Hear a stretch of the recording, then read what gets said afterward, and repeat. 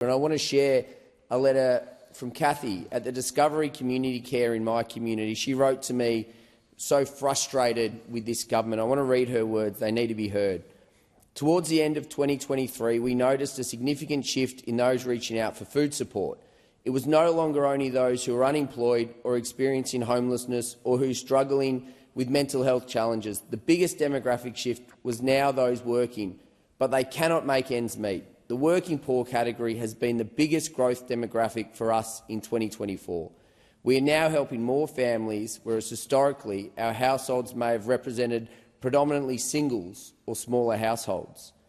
We now have on average 100 people walking through our doors each week, which equates to 586 people in households. We have grown by 400% since March 2024.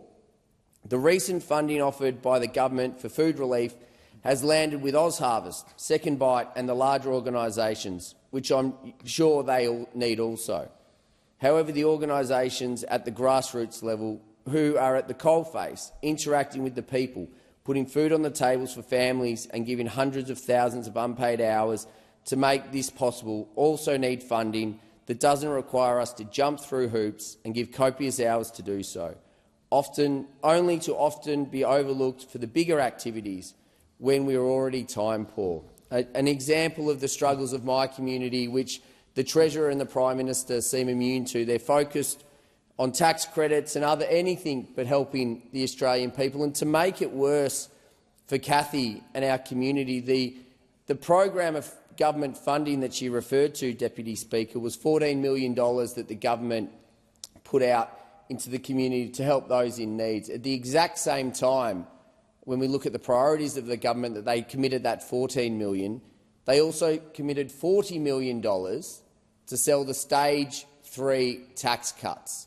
$40 million to sell something that didn't need to be sold, $14 million to help food relief centres. I do wonder and I do worry about, as they rush this bill through today, Deputy Speaker, how much they are going to spend to sell this future made in Australia production tax credits, which are not going to help anyone in Casey make any difference to the challenges the Australian people face.